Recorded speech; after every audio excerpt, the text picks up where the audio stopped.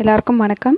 Welcome to views Tamil சமையல். இன்றைக்கி views Tamil சமையலில் ரொம்ப சாஃப்டான அதே நேரத்தில் ரொம்ப டேஸ்ட்டான பூண்டு பரோட்டா எப்படி பண்ணுறதுன்னு பார்க்கலாம். செய்கிறது அவ்வளோ கஷ்டம்லாம் இல்லை, ஈஸியாக இருக்கும். நல்ல லேயராக வரும், ரொம்ப டேஸ்ட்டாக இருக்கும்.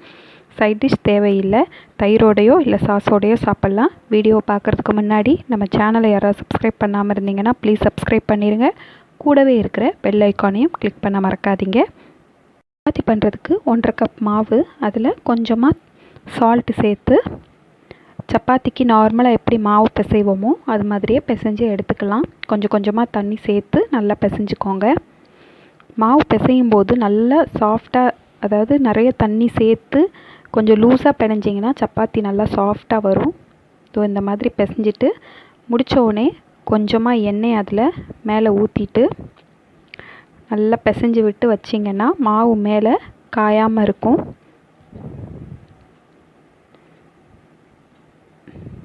இருக்கட்டும், 10லேருந்து 15 நிமிஷம் இருக்கட்டும்.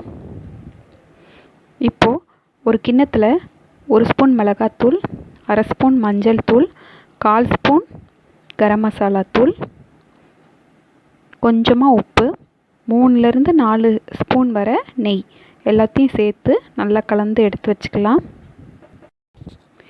நான் இன்றைக்கி காஷ்மீரி சில்லி பவுடர் போட்டிருக்கேன் கலருக்காக. நீங்கள் சாதா பொடி போட்டிங்கன்னா கொஞ்சம் குறைச்சி சேர்த்துக்கோங்க, காரம் அதிகமாக இருக்கும் அதுக்காக. இப்போ இதை எடுத்து வச்சுட்டு பூண்டு எவ்வளோ பொடியாக வெட்ட முடியுமோ அவ்வளோ பொடியாக வெட்டி வச்சுக்கோங்க. கொத்தமல்லியும் வெட்டி வச்சுக்கோங்க.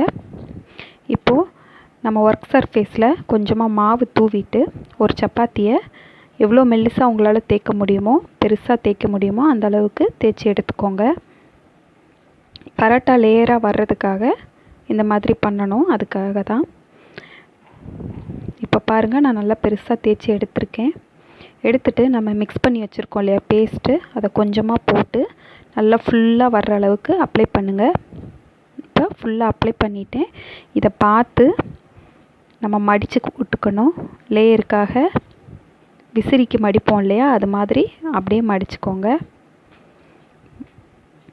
மடிச்சுட்டு லைட்டாக தட்டி விட்டுட்டு அந்த மசாலாலாம் உள்ளே போகிற மாதிரி லைட்டாக மூடி விட்டுட்டு அப்படியே சுற்றிக்கலாம்.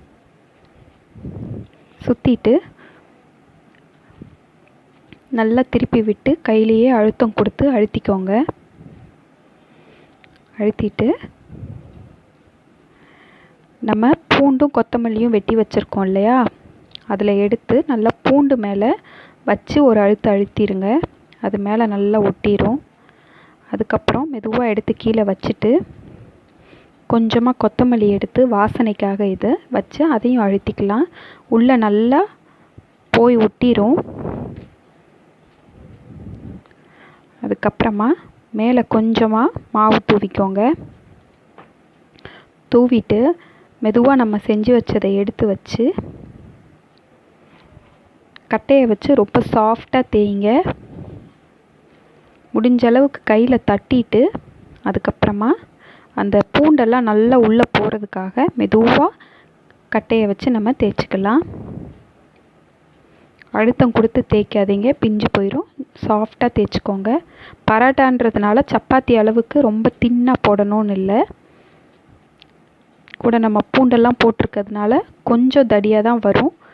முடிஞ்ச அளவுக்கு தேய்ச்சிட்டு எக்ஸஸ் மாவெல்லாம் நல்லா தட்டிட்டு கல் இப்போ சூடாக இருக்குது, நான் கல்லில் போட்டுடுறேன்.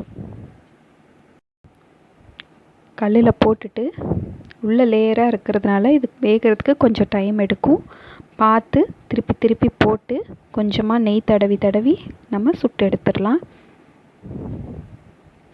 நல்லா கரண்டியில் அழுத்தம் கொடுத்து சுட்டு எடுத்துக்கோங்க.